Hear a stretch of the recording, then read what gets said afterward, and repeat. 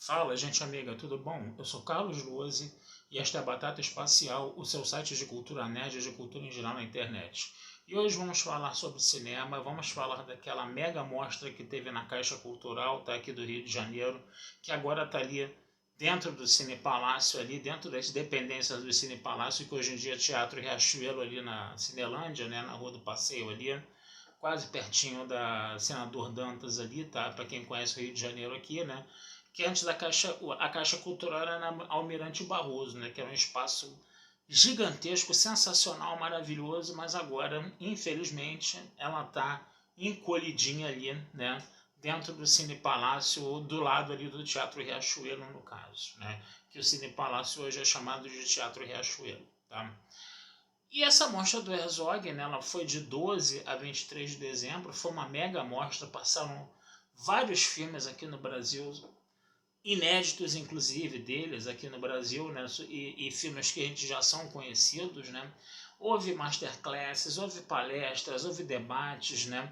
Foi realmente uma mostra muito interessante, mas que infelizmente, pelo menos para minha pessoa, tá, não foi num timing perfeito, né? Talvez se ela acontecesse do mês de janeiro, eu sei que o mês de janeiro é um mês de férias, mas eu já vi uma mostra do Kubrick em pleno mês de janeiro, onde eu consegui aproveitar bastante da mostra, né? Agora, se essa mostra na Caixa tivesse sido em janeiro, eu teria aproveitado essa mostra muito mais, eu teria conversado muito mais sobre esses filmes do Herzog, do Werner Herzog com vocês aqui, tá? Mas a gente sempre pode dar uma vasculhada no YouTube, a gente sempre pode procurar nos DVDs que você tem na sua coleção particular o que tem para de repente falar sobre esses filmes posteriormente. Mas hoje, né, eu quero falar com vocês de um filme que para mim é muito especial do Herzog, tá? Um filme que eu já vi tem 23 anos e que tive a oportunidade de ver recentemente, que é o Aguirre, A Cólera dos Deuses, tá certo? É um filme que eu vi na minha faculdade de História, né? No meu curso de História da América 1, lá no ano 2000, se eu não me engano, se não foi em 99, foi em 2000, tá? E fazia 23 anos que eu não vi esse filme, eu já tinha esquecido, né? De toda a força, de toda a potência que esse filme tem. Um filme que, historicamente, ele é bem, vamos dizer assim, acurado, tá? Ele realmente tem uma preocupação com a questão histórica bem grande, tá? Ao contrário de outros filmes que a gente tem visto por aí tem visto aí por aí ultimamente, né, no caso, né? E ele fala sobre o que, gente? Ele fala sobre, né, os conquistadores espanhóis, né, que estão procurando uma cidade lendária no coração da Amazônia chamada Eldorado, que foi uma lenda, né, que os índios começaram a contar para os espanhóis, né, depois que os conquistadores espanhóis chegaram, né? E aí a gente vai ter uma expedição do Francisco Pizarro que desce dos Andes, né, que desce do Peru e da Bolívia, né, onde a prata estava sendo explorada, né, para chegar até, vamos dizer assim, o coração da Amazônia, né, e encontrar essa cidade chamada Eldorado. Dentro dessa expedição, né, tem um militar chamado Aguirre, tá? E esse militar, aos poucos, ele vai tomando conta da situação da expedição, né? E na cobiça dele por ouro muito grande, né, ele vai levando essa expedição cada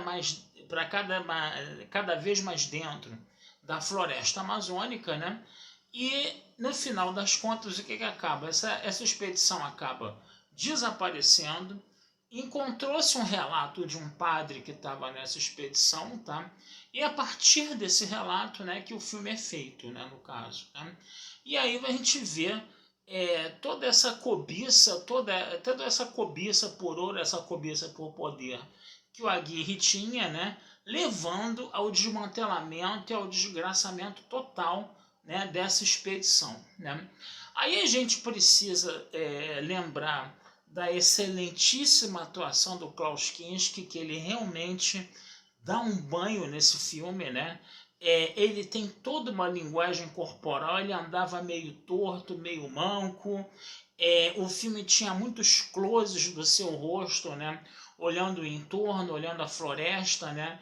Não só preocupado com todos os perigos da floresta, que eles estavam em território indígena, né, sendo atacados pelos indígenas, mas também com aquela coisa, com aquela megalomania, né, como podemos dizer, aquela sede por poder, aquela sede por riqueza, né, no caso, né, dos europeus, né, ali tentando conquistar a América, né, e dos devaneios completos, né, que eles tinham, né, no caso, a ponto deles fazerem um documento, né, abandonando o rei da Espanha, traindo o rei da Espanha e criando um novo imperador para a cidade de Eldorado, que era o senhor feudal mais importante ali da expedição, né, que acabou ocupando esse posto, né?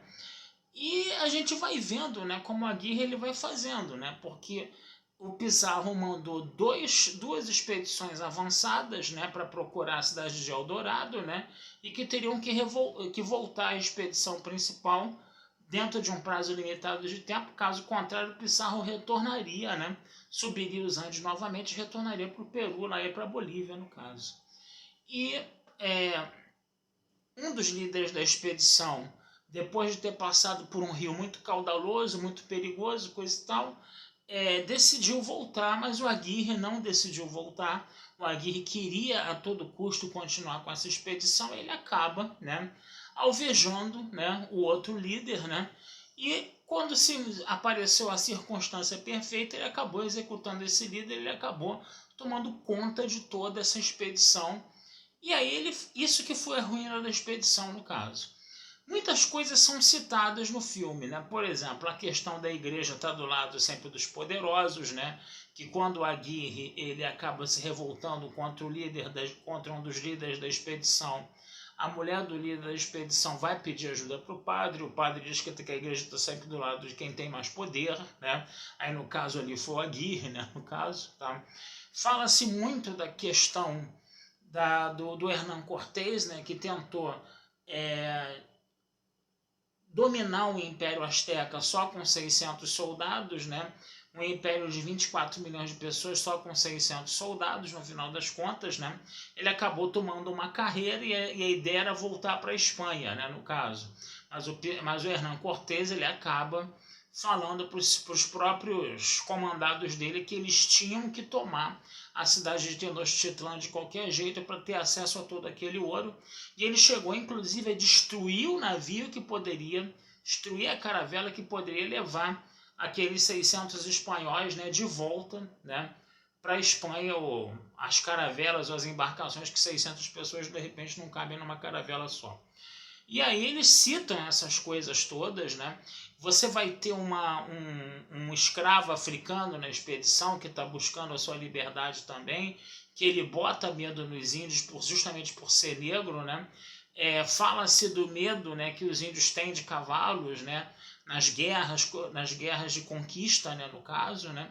E você vai ter muitos outros elementos ali que a gente vê nos livros de história quando a gente trabalha nessa questão do início da colonização portuguesa e espanhola na América, dessas guerras de conquista, né? Porque esses primeiros espanhóis e portugueses que chegavam aqui, eles não se intitulavam colonizadores, mas sim conquistadores, né? E você vê que o filme tem todo esse viés daqueles espanhóis que estão querendo conquistar mais terras, né? Que eles estão querendo se apossar de cada vez mais terras, né? Principalmente ali na floresta amazônica, né? A ponto deles realmente lutarem, né? Deles realmente traírem a coroa espanhola para poder serem novos imperadores, vamos dizer assim, aqui na América Espanhola, né, no caso, né? Mas ao mesmo tempo você vê também essa coisa do Aguirre, né? Essa interpretação fantástica do Klaus Kinski como Aguirre também, né, no caso, tá? E a gente vai ter esse filme se desenvolvendo dessa forma. E o filme ele vai terminar de uma forma completamente trágica, né, com toda essa expedição praticamente morta, e só o Aguirre ali sozinho, né, praticamente sozinho, ainda encolerizado, né, ainda sonhando em conquistar isso, conquistar aquilo outro. Ele chegou inclusive a cogitar a hipótese de se casar com a filha para virar o grande imperador e ter filhos para ser o grande imperador das Américas. Caso não achasse Eldorado, ele atacaria algumas possessões espanholas no Caribe e se tornaria o grande imperador das Américas, se casando com a própria filha e tendo filhos com ela, né, no caso. Mas a própria filha já tinha sido alvejada por uma flecha indígena e já tinha morrido, né? Então, quer dizer, o cara pirou na batatinha, surtou geral, né? Nessa busca ensandecida que ele tinha pela riqueza e pelo poder, né? E a interpretação do Klaus Kinski, que vou falar mais uma vez aqui, estava sensacional, tá certo? Então, gente, recomendo muito fortemente que vocês procurem esse filme para ver, tá? De repente ele tem no YouTube, confesso a vocês que não procurei esse filme no YouTube ainda, tá? Mas são os filmes do Herzog aí que a gente precisa olhar para eles com um pouco mais de carinho, tá certo? Bom, gente, vou ficando por aqui, tá? Desejando vida longa e próspera a todos, tá? Não deixem de visitar meu site batataespacialtudojunto.com.br e futuramente a gente conversa sobre mais filmes aí com vocês, tá bom? Um abração, fui e até a próxima.